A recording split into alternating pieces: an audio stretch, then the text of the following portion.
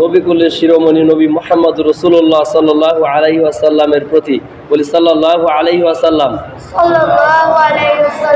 আল্লাহ রাসূল সাল্লাল্লাহু আলাইহি ওয়াসাল্লাম বলেন, বুলুগুল মারাম ইমাম ইবনে হাজার আসকালানী রাহমাতুল্লাহি আলাইহির কিতাব। এই কিতাবের শেষের দিকে একটি হাদিস বর্ণিত হয়েছে। আল্লাহ রাসূল সাল্লাল্লাহু আলাইহি ওয়াসাল্লাম বলেন, কিয়ামতের দিন ওই ব্যক্তি আমার সবচেয়ে বেশি নিকটবর্তী হবে যেই ব্যক্তি বেশি থেকে বেশি আমার প্রতি দরুদ ও সালাম বর্ষণ করে। যে বেশি যত দরুদ পড়বে সে তত আল্লাহ রাসূল সাল্লাল্লাহু আলাইহি ওয়াসাল্লামের নিকটবর্তী হবে। আরেকটি হাদিস রাসূল সাল্লাল্লাহু আলাইহি ওয়াসাল্লামের নিকট সহিহ বুখারীর বর্ণনা, একজন সাহাবী বলল, ইয়া রাসূলুল্লাহ, আমি আপনাকে ভালোবাসি এবং আমি আপনার সাথে জান্নাতে থাকতে চাই। এখন আমি আপনার সাথে জান্নাতে থাকতে চাই, এর জন্য কি আমার কোনো আমল আছে? আল্লাহ রাসূল সাল্লাল্লাহু আলাইহি ওয়াসাল্লাম বলেন, তুমি বেশি থেকে বেশি কি করো? ফরজ সালাতগুলো সম্পাদন করো। বেশি থেকে বেশি কি করো? ফরজ সালাত পড়ো এবং সাথে কি করো? নফল ইবাদতগুলোর ব্যাপারে সচেতন হও। যদি তুমি এই কাজগুলো করতে পারো তাহলে তুমি আমার নিকটবর্তী হবে। আরেকটি প্রসঙ্গে রাসূলকে প্রশ্ন করা, ইয়া রাসূলুল্লাহ, আমি আপনাকে ভালোবাসি। আল্লাহ রাসূল সাল্লাল্লাহু আলাইহি ওয়াসাল্লাম বলেন, তুমি যদি আমাকে ভালোবাসো তাহলে বিপদ আপদ বালা মুসিবতের জন্য প্রস্তুত থাকো। রাসূলকে ভালোবাসার অর্থ শুধু হালুয়া রুটি খাওয়া না। হালুয়া রুটি খাওয়া যাবে? রাসূলকে ভালোবাসার অর্থ সে ব্যক্তি কি পরীক্ষিত হবে। আল্লাহ রাসূলকে প্রশ্ন করা হয়েছে, ইয়া রাসূলুল্লাহ, ইসলামের ভিতরে সবচেয়ে বেশি পরীক্ষিত হন কারা? আল্লাহ রাসূল সাল্লাল্লাহু আলাইহি ওয়াসাল্লাম বলেন, ইসলামের ভিতরে সবচেয়ে বেশি পরীক্ষিত হন নবীগণ। সুম্মাল আনসার, এরপর কারা? এরপর হচ্ছে কি তার সহচর অর্থাৎ সাহাবায়ে কেরাম। এরপর কে? আল্লাহ রাসূল বলেন, যার ঈমান যত বেশি তার পরীক্ষাটাও তত বেশি। যার ঈমান দুর্বল তার পরীক্ষাটাও দুর্বল। উইলিয়াম বিল গেটস পৃথিবীর ইতিহাসে সবচেয়ে বড় বর্তমান জামানার ধনী, 5 নম্বর ধনীর ভিতরে সে আছে। তার কি কোনো পরীক্ষা আছে? সালমান এফ রহমান কিসের মালিক ছিল? মালিক সালমান এফ রহমান। সে কিন্তু অনেক টাকা পয়সার মালিক, অনেক টাকা পয়সার মালিক না? কিন্তু তার কি কোনো বিপদ আপদ বালা মুসিবত আসছে? এখন আইছে। এটা তো জহরাল ফাসাদি ফিল বাহরি ওয়াল বাহরি বিমা কাসাবাত আইদিন নাস। মানুষের উপর যে সমস্ত বালা মুসিবত চেপে আসে, আইদিন নাস, এগুলা কি মানুষের নিজের হাতের কামাই। সে অপকর্ম করছে, অপকর্মের বিদায় কিন্তু সে এখন জেলের গাড়ি টানতেছে। এটা তার ইসলামের জন্য না, এটা তার ব্যক্তিগত অপরাধ করার কারণে এই শাস্তি প্রয়োগ হচ্ছে তার উপর। বুঝতে পারছেন? তো আমরা যে বিষয়টা বলছি যে বিপদ আপদ বালা মুসিবত কার উপর আসে? নবীদের উপর আসে, এরপরে সাহাবীদের উপর আসে, এরপর যার ঈমান যত বেশি তার পরীক্ষাটাও তত বেশি। সহিহ বুখারীতে আল্লাহ রাসূল বলেন, মাইয়ুরিদিল্লাহু বিহি খায়রা ইউসুব মিনহু, আল্লাহ যার কল্যাণ কামনা করেন তার জন্যই কি করেন? বালা মুসিবত বিপদে আপদে তাকে পতিত করেন। কথা বুঝতে পারছেন? এজন্য বালা মুসিবত বিপদ আপদ তার আসবে যে ঈমানের পথে বলিয়ান হয়ে আছে, ঈমানকে যে গ্রহণ করেছে, ঈমানের প্রতি যে অবিচল রয়েছে, তার জন্য এরকম কি বালা এবং মুসিবত তাকে গ্রাস করবে। যার জীবনে বালা মুসিবত নাই তাহলে বুঝতে হবে তার জীবনে কোনো পরীক্ষাই নাই। পরীক্ষার হলে গেলেই তো মনে করেন যে বিপদ। আর যে পরীক্ষাই দেয় না তার কোনো বিপদ আপদ বালা মুসিবত আছে? তার কোনো বিপদ আপদ বালা মুসিবত নাই। আমাদের দেশে অনেকে মনে করে অমুক হুজুর যদি এত বড় আলেম হয়ে থাকে, এত হক্কানি হয়ে যায়, তাহলে তাকে কেন জেলে নিবে? তাকে কেন নির্যাতন করা হবে? সে যদি আল্লাহর ওলি হয়ে যায় তাকে জেলে নিবে না। আল্লাহর ওলি মনে করে কিভাবে? যে 5 ওয়াক্ত নামাজ পড়বে, শুধু হাদিয়া তোহফা খাবে, সুন্দর সুন্দর ফিনা জামা পাঞ্জাবি পরবে। এগুলোকে বলা হয় কি? এত লম্বা একটা তসবি পরবে, একটা লাঠি নিবে, এটাকে বলা হয় বুজুর্গি। যে এত বড় আলেম তাকে কেন এই জুলুম নির্যাতনের শিকার হতে হয়, কেন জেল খাটতে হয়? ভাই, এটা আসলে বুজুর্গের মাপকাঠি না। ইমাম আজম আবু হানিফা রহমতুল্লাহি আলাইহি, আমাদের বাংলাদেশে যারা আমরা হানাফি মাযহাব ফলো করি, ইমাম আবু হানিফা রহমতুল্লাহি আলাইহি অনেক বড় তাবিঈ বিদ্বান ছিলেন, যার মাযহাবের উপর আমাদের হানাফি মাযহাব প্রতিষ্ঠিত। তিনি কোরআন সুন্নাহ থেকে যে মাসআলাগুলো ইস্তেমবাদ করেছেন সেটার উপর আমল যারা করে তারা কি হানাফি। এই ইমাম আবু হানিফা রহমতুল্লাহি আলাইহি, যার পূর্ণ নাম নু'মান ইবনে সাবিত, এই ইমাম আবু হানিফা রহমতুল্লাহি আলাইহিকে তৎকালীন সময়ে ওই খলিফা আবু জাফর তাকে কি দিতে চেয়েছিল? রাষ্ট্রীয় প্রধান বিচারপতি দায়িত্ব দেওয়া হয়েছিল। ইমাম আবু হানিফা রহমতুল্লাহি আলাইহি প্রত্যাখ্যান করেছেন। এই প্রত্যাখ্যান করার কারণে ইমাম আবু হানিফা রহমতুল্লাহি আলাইহিকে জেলে বন্দী করা হয়। লাস্ট পর্যন্ত তাকে কি করা হয়? বিষ প্রয়োগের মাধ্যমে তাকে প্রাণ নাশ করা হয়। তাহলে ইমাম আবু হানিফা কি পাপী ব্যক্তি ছিল? ইমাম আবু হানিফা পাপী ব্যক্তি ছিল? তাহলে কেন সে জেলে গেল? এরকম ভাবে ইমাম আহমদ বিন হাম্বল, 4 মাযহাবে প্রসিদ্ধ একজন ইমাম আহমদ বিন হাম্বল রহমতুল্লাহি আলাইহি, তাকে শুধু বলা হয়েছে যে আমরা যে কোরআনটা পড়ি সে কোরআনকে বলা হয়েছে তৎকালীন সময়ের খলিফা মুতাসিম বিল্লাহ। সে মুতাসিম বলছিল যে এই কোরআনটা এটাকে আল্লাহর বাণী নাকি আল্লাহর সৃষ্টি। ইমাম আহমদ বিন হাম্বল রহমতুল্লাহি আলাইহি বলেন এটা কোরআন আল্লাহ তাআলা, কোরআন ও কালামুল্লাহ, এটা আল্লাহ তাআলার কথা, আল্লাহ তাআলার বাণী। তখন মুতাসিম বিল্লাহ বলে না, এটা কোরআন আল্লাহর বাণী না, এটা আল্লাহর সৃষ্টি। তখন ইমাম আহমদ বিন হাম্বল এই কোরআনকে আল্লাহর সৃষ্টি না বলার কারণে ওই তৎকালীন সময়ের শাসক ইমাম আহমদ বিন হাম্বলকে জেলে বন্দি করলো। বন্দি করার পর প্রতিদিন তাকে বেত্রাঘাত করা হয়, প্রতিদিন এমনভাবে বেত্রাঘাত করা হয় তার শরীরগুলো জীর্ণ শীর্ণ হয়ে যাচ্ছে। এরকম এই ইতিহাস অনেক লম্বা। এই কিতাব তারিখে বাগদাদ এই কিতাবের ভিতরে ঘটনার উল্লেখ রয়েছে, তারিখে দামেস্ক এই কিতাবের ভিতরে উল্লেখ রয়েছে। ইমাম আহমদ বিন হাম্বলকে দৈনিক অনেকবার বেত্রাঘাত করা হতো।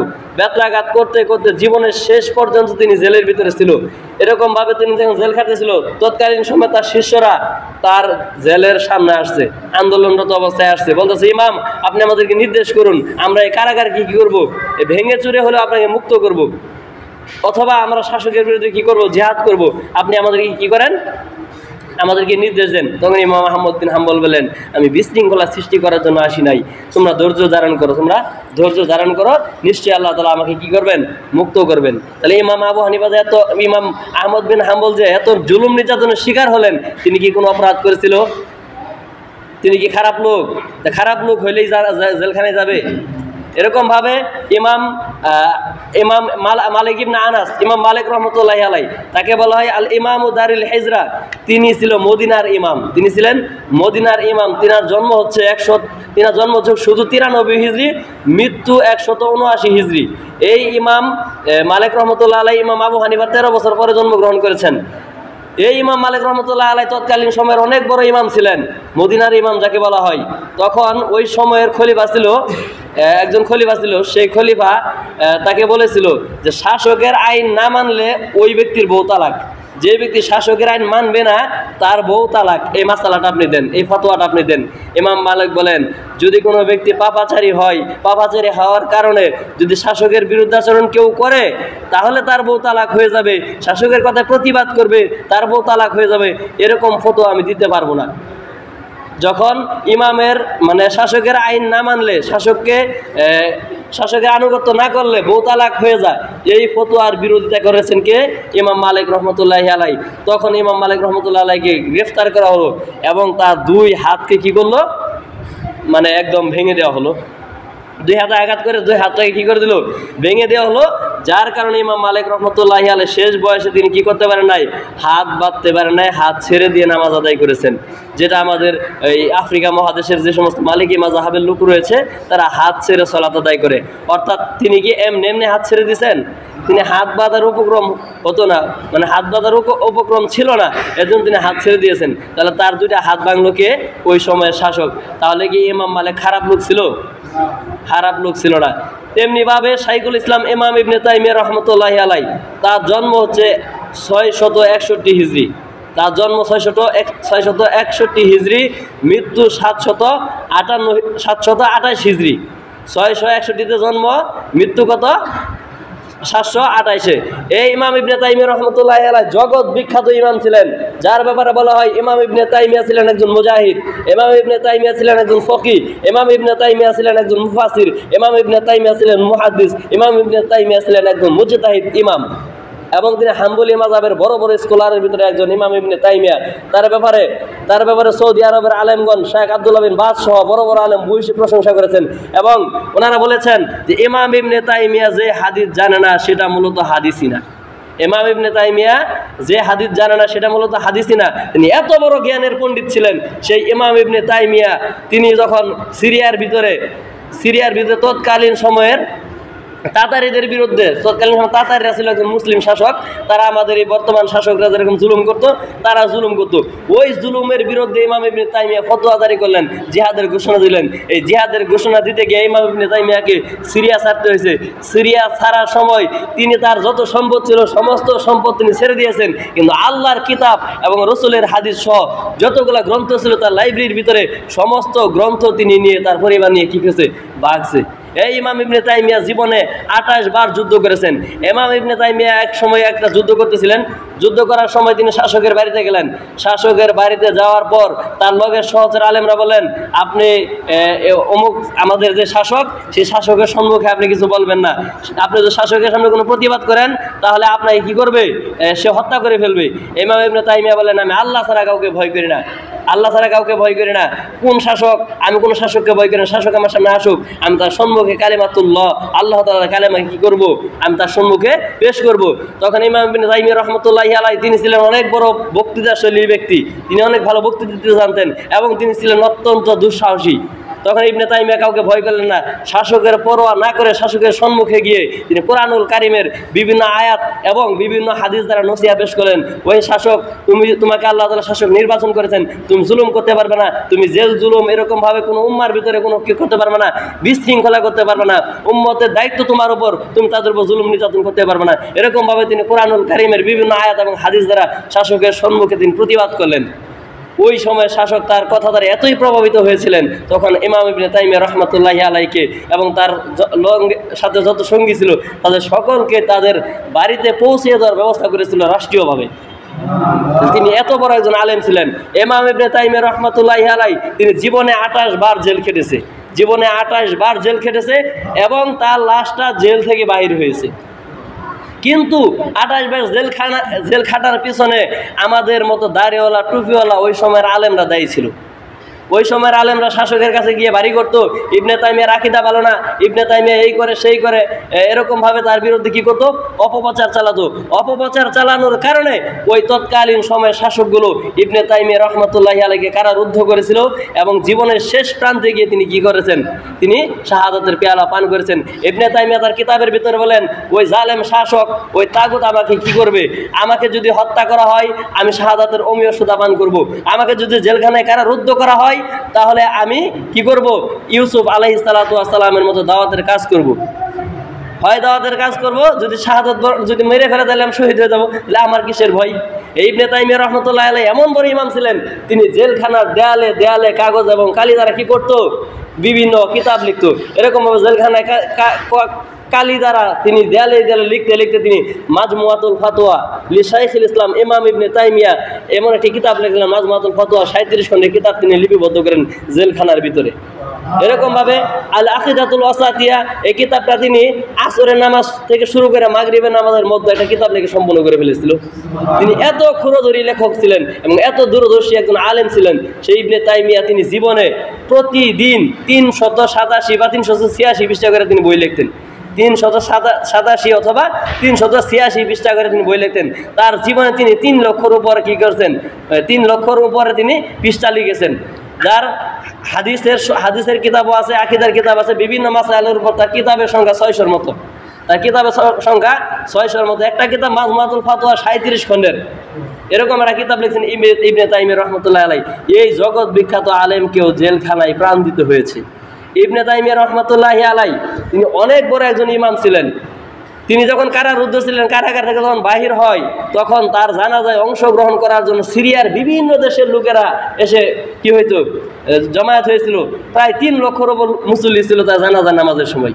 তখন ইতিহাসের কিতাবে লেখা হয়, ওই সময়ে তাকে যারা কারারুদ্ধ করেছিল, ওই ইমাম ওই আলেমগণ যদি ওখানে থাকতো, ওই জনতা তার প্রেমে এবং তার মহব্বতে এত আসক্ত ছিল, যদি ইবনে তাইমিয়াকে যারা জেলে দিয়েছে তাদেরকে যদি সামনে পেত তাহলে তারা কচু কাটা করে ফেলতো। নারী এবং পুরুষ অসংখ্য লোক তা জানাজায় হাজির হয়েছিল। এই ছিল ইমাম ইবনে তাইমিয়ার সংগ্রামী জীবন। এরকম সংগ্রামী ইমাম একজন ইবনে তাইমিয়াকেও জেলখানায় পড়তে হয়েছে। এমনকি জীবনে তিনি বিয়ে করার কোনো স্বাদ পান নাই, তিনি জীবনে বিয়েই করেন নাই। তিনি জেলখানায় থাকতে থাকতে তিনি বিয়ে করার সময় পান নাই। ইমাম বুখারী রাহমাতুল্লাহি আলাইহি বিয়েই করেন নাই। বাংলাদেশের আপনি ইবনে তাইমিয়া আপনি খুঁজেছেন, সিরিয়ার বাংলাদেশের একজন ইবনে তাইমিয়া আছে, তার নাম শাইখুল ইসলাম মুফতি জসিমউদ্দিন রহমানী। তিনাকে 2013 সালে গ্রেফতার করা হয়েছিল ব্লগার রাজীব হত্যা মামলায়। এই ব্যক্তিটা দীর্ঘ 11 বছর জেল খাটার পর, এই হাসিনা পতনের পর তাকে বাংলাদেশের আলেমরা আন্দোলন করে বাহির করছে। এই ব্যক্তিও তার জেলখানায় যাওয়ার পূর্বে তার স্ত্রী ছিল, ওই স্ত্রীটা লাস্টে তাকে তালাক দিয়ে দিছে। কারণ সে ব্যক্তি কখন না কখন বাহির হয় কোনো গ্যারান্টি নাই। 11টা বছর যদি জেলে থাকে তাহলে স্ত্রীকে আর ধৈর্য ধারণ করতে পারবে? তখন সেই শায়েখ তার স্ত্রীকে বলেছিল, তুমি যদি থাকো তাহলে থাকো, আর যদি না থাকো তাহলে নতুন করে সংসার করো।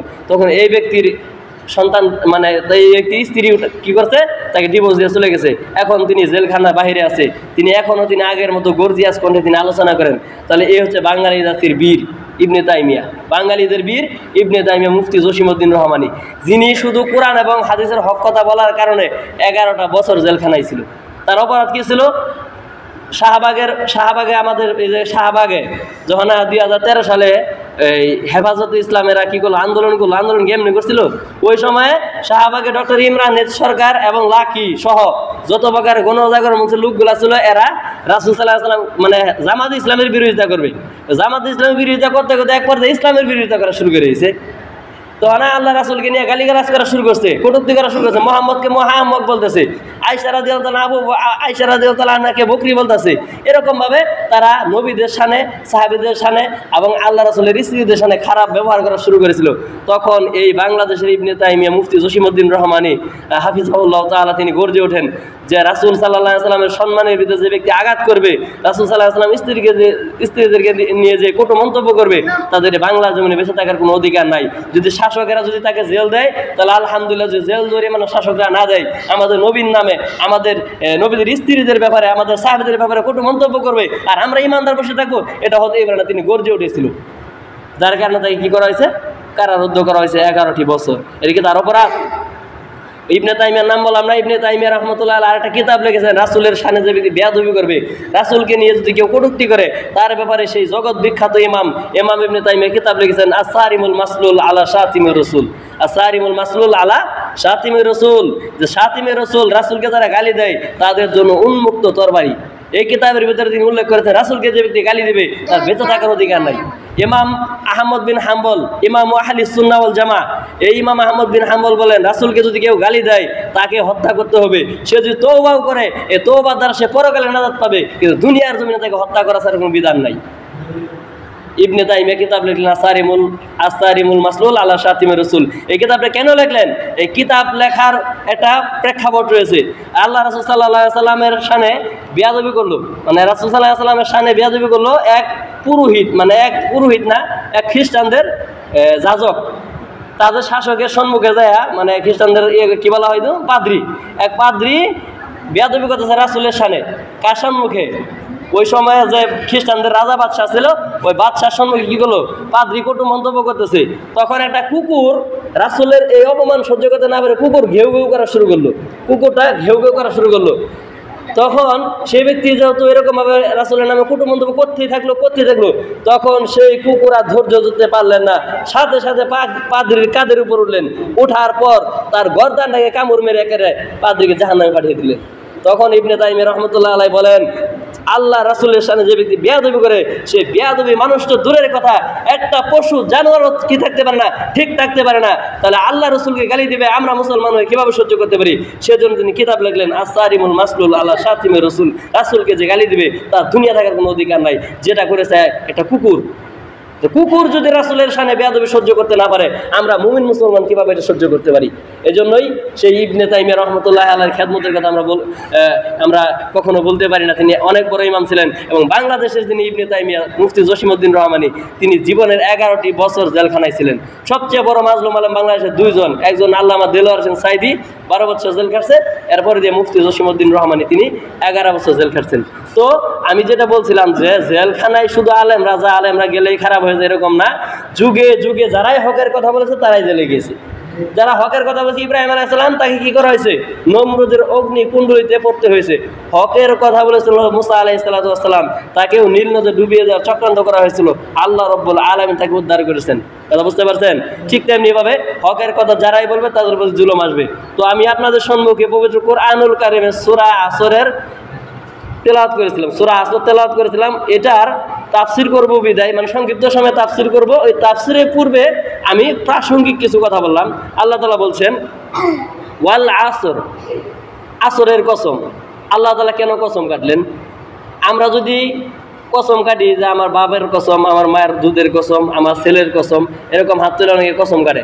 আবার যে সিগারেট খাওয়া, সিগারেটের কসম আজকে তো সিগারেট খাওয়া ছেড়ে দিলাম, সিগারেটের কসম আজকে সিগারেট খাওয়া ছেড়ে দিলাম। এরকম কসম কাটা সম্পূর্ণ হারাম। আল্লাহ তাআলার নাম ব্যতি রেখে অন্য কারো নামে কসম কাটলে কি মান হালাফা বিগাইরিল্লাহ ফাকাদ আশরাকা, যেই ব্যক্তি আল্লাহ তাআলার নাম ব্যতি রেখে অন্য কোনো নামে কি করলো, কসম কাটলো, সে শিরকে লিপ্ত হলো, সে শিরিক করলো, অর্থাৎ সে মুসলিম হলো না, সে হিন্দুদের মতো হয়ে গেল। কথা বুঝতে পারছেন? শিরিক করলে হিন্দুদের শামিল। তো আল্লাহ তাআলা কেন এখানে তাহলে কসম কাটলেন? ওয়াল আসর, আসরের কসম আল্লাহ কেন কসম কাটলেন? আল্লাহর কি কসমের কোনো প্রয়োজন আছে? তিনি তো সত্তা, তিনি তো রাজাধিরাজ, তিনি তো কুল কায়নাতের মালিক, তিনি এত শক্তিশালী, এত শক্তিধর, তাহলে তিনি কেন কসম কাটলেন? তিনি কুরআনুল কারীমে বিভিন্ন জায়গায় ওয়াল কলম, কলমের কসম, ওয়াল আদিয়াতি দবহা, ঘোড়ার কসম, এরপর আল্লাহ তাআলা বলেন ওয়াশ-শামসু ওয়া দুহাহা, সূর্যের কসম, অল কমারি, চাঁদের কসম। এরকম ভাবে আল্লাহ তাআলা বিভিন্ন জায়গায় বিভিন্ন বিষয় নিয়ে কি করেছেন, কসম কেটেছেন। এই কসম কাটার অর্থ হচ্ছে আল্লাহ তাআলা যে জিনিসটাকে ভালোবাসে, যে জিনিসটাকে ভালোবাসে, সে ভালোবাসার দিকটা ফুটিয়ে তোলার জন্য এবং ওই জিনিসটার গুরুত্ব আরোপ করার জন্য আল্লাহ রাব্বুল আলামিন কি করেন, কসম কেটে থাকেন। কথা বুঝতে পারছেন? ওয়াল আসর, সময়ের কসম, আল্লাহ তাআলা সময়কে খুব গুরুত্ব দেন, সময়কে খুব ভালোবাসেন, এজন্যই তিনি সময়ের মূল্যায়ন করতে গিয়ে ওই সময়ের নামে তিনি কি করেন, কসম কাটেন। ওয়াল আসর এতে তাফসীর করেছেন ইমাম হযরত আব্দুল্লাহ ইবনে আব্বাস রাদিয়াল্লাহু তাআলা আনহু, রাইসুল মুফাসসিরিন ইবনে আব্বাস, তিনি তাফসীরে কাবীরের ভিতরে ইমাম ফখরুদ্দিন রাজি বলেন ওয়াল আসর দ্বারা ইবনে আব্বাস রাদিয়াল্লাহু তাআলা আনহু বলেন ওয়াল আসর আউফু জামান, আসর হচ্ছে জামানা, আসর হচ্ছে সময়। কথা বুঝতে পারছেন? ওয়াল আসর, আসরের কসম, ইন্নাল ইনসানা লাফি খুসর, নিশ্চয়ই পৃথিবীর সমস্ত মানুষ ক্ষতিগ্রস্তের ভিতরে রয়েছে। ইন্নাল ইনসানা লাফি খুসরিন, নিশ্চয়ই পৃথিবীর সকল কিছু কিসের মধ্যে রয়েছে, ক্ষতিগ্রস্তের ভিতরে রয়েছে। মানুষেরা কি রয়েছে, ক্ষতিগ্রস্তের ভিতরে রয়েছে। আল্লাহ তাআলা কসম কেটে বললেন ইল্লাল্লাযিনা আমানু, তবে ওই সমস্ত ঈমানদাররা না, ওই সমস্ত ঈমানদাররা ক্ষতির ভিতরে নাই। আমরা যারা নামাজ পড়ছি, আমরা কি ক্ষতির মধ্যে আছি বর্তমানে? আমরা রমজানে যারা সিয়াম পালন করি, আমরা কি ক্ষতির মধ্যে আছি? আমরা যারা ইসলামের হুকুম আহকামগুলোকে যথাযথভাবে পূর্ণভাবে মানার চেষ্টা করি, আমরা কি ক্ষতির মধ্যে রয়েছি? এই জন্য আল্লাহ বলেন ইল্লাল্লাযিনা আমানু, তবে ওই সমস্ত ঈমানদাররা ক্ষতির মধ্যে নাই। ঈমানদাররা কিসের মধ্যে নাই? ক্ষতির মধ্যে নাই। ইল্লাল্লাযিনা আমানু ওয়া আমিলুস সলিহাত, যে সমস্ত ঈমানদাররা শুধু বলে না আমরা ঈমান আনছি আর নামাজের প্রয়োজন নাই, রোজার প্রয়োজন নাই, নামাজ রোজার প্রয়োজন নাই বলে ঈমান ঠিক আছে, এই সমস্ত ব্যক্তিরা কি নাই, নিরাপদ নাই। আর যে ব্যক্তি বলে আমরা ঈমান আনয়ন করেছি, ঈমান আনয়ন করার সাথে সাথে আমরা আমলে সলিহাত, আমলে সলিহাত এমন একটা শব্দ যেটার ভিতরে নামাজ, রোজা, হজ, যাকাত, স্ত্রীর সাথে সদ্ব্যবহার, পিতামাতার সাথে সদ্ব্যবহার, সৎ কাজে আদেশ করা, অসৎ কাজে নিষেধ করা, ইসলামী শরীয়তের যাবতীয় ভালো কাজগুলোকে বলা হয় কি আমালুস সলিহাত, নেক কাজ। ওই সমস্ত ঈমানদাররা কি ক্ষতিগ্রস্ত না? যারা ঈমান আনছে, ঈমান আনার সাথে সাথে কি করে নাই, মানে তারা আমল ছাড়েন নাই, ভালো আমল করেছে, এরা কি নাই, ক্ষতির ভিতরে নাই। এখন আপনি ঈমান আনবেন, আমল করবেন, আপনার প্রতিবেশী না খায় মারা যাবো, প্রতিবেশী জাহান্নামের দিকে ধাবিত হবে, আর আপনি ঈমান আনয়ন করলেন আর আমল করলেন, আল্লাহ আপনাকে নাজাত দিয়ে দিবে না। আল্লাহ বলছেন তোমরা ঈমান আনো, আমল করো, ওয়া আমিলুস সলিহাত, আমল করো, পরে বলা হয়েছে ওয়াতাওয়াসাউ বিল হাক্কি, এবং যারা দিন বুঝতেছে না, দিনের পথে যারা নাই, এদেরকে হকের দাওয়াত দাও, এদেরকে হকের দাওয়াত দাও। নামাজ পড়া হক, হক কিনা? রমজানে সিয়াম পালন করা হক, মানুষদেরকে দিন বোঝানো হক, শিরিক কুফর সম্পর্কে মানুষদেরকে সচেতন করা হক। এই হকের দাওয়াতগুলো তুমি কি করো? মানুষদেরকে দাও, তুমি নিজে বাঁচো, তোমার আহালকে বাঁচাও। আল্লাহ বলেন ইয়া আইয়ুহাল্লাযিনা আমানু, হে ঈমানদারগণ, কু আনফুসাকুম ওয়া আহলিকুম নার, তুমি নিজে বাঁচো এবং তোমার আহালদেরকে কি করো? জাহান্নামের আগুন থেকে বাঁচাও। তাহলে ওয়াতাওয়াসাউ বিল হাক্কি, আমরা হকের দাওয়াত দিব, মানুষদেরকে সত্য কথা বলবো, ঠিক কিনা? ওয়াতাওয়াসাউ বিল হাক্কি ওয়াতাওয়াসাউ বিস সবরি, আপনি হকের দাওয়াত দিলে আপনার প্রতি জুলুম আসবে, জেল আসবে, এজন্য কি করতে হবে? সবর করতে হবে। যেরকম ভাবে সবর করেছেন আল্লাহ রাসূল সাল্লাল্লাহু আলাইহি ওয়াসাল্লাম এবং তার উত্তরসূরি সাহাবায়ে কেরাম, এরপর তাবেঈন ইজম, এরপর আইম্মায়ে মুজতাহিদিন, ইমাম মালিক, ইমাম শাফি, ইমাম আহমদ বিন হাম্বল, ইমাম ইমাম মালিক রহমতুল্লাহ আলাইহি, ইমাম ইবনে তাইমিয়া সহ বাংলাদেশের প্রখ্যাত আলেম সহ সেই সমস্ত আলেমরা কি করেছে, হকের দাওয়াত দিয়েছে। এবং হকের দাওয়াত যখন তাগুদের মসনদে গিয়ে আঘাত লেগেছে তখন তাদেরকে কারারুদ্ধ করা হয়েছে। তারা ঈমানকে বিক্রি করে দেয় নাই, তারা কোনো বাতিলের সাথে আপোষ করে না, তারা কি করেছে, হকের প্রতি অবিচল রয়েছে। এই জন্য আল্লাহ তাআলা বলতেছে হকের দাওয়াত দিলে বাধা আসবে, বিপত্তি আসবে, এর জন্য তোমাদের কি করা যাবে না, এর জন্য তোমাদের পিছপা হওয়া যাবে না। তোমরা কি করতে হবে, সবর করতে হবে, ইস্তেকামাত থাকতে হবে। এই সবর যদি কেউ রাখতে পারে, এই সবরের বদলতে আল্লাহ তাআলা জান্নাত দান করবেন। সূরা জুমার ভিতরে আল্লাহ তাআলা বলেন ইউফা সাবিরুনা আজরুহুম বিগাইরি হিসাব, যে ব্যক্তি সবরকারী হয় তাকে আল্লাহ তাআলা অগণিত সওয়াব দ্বারা পরিপূর্ণ করে দেন। আস-সাবরু বিল জান্নাহ, সবর মানুষকে জান্নাতে পৌঁছায় দেয়। আল্লাহ রাব্বুল আলামিন আমাদের প্রত্যেকেই ইমানের প্রতি অবিচল থেকে মানুষদেরকে হকের পথে আহ্বান করার এবং নিজেকে নেক আমল করার তৌফিক দান করুক। আমি আমার বক্তব্য এখানেই ইস্তফা করছি। ওয়া আখিরু দাওয়ানা আনিল হামদুলিল্লাহি রাব্বিল আলামিন।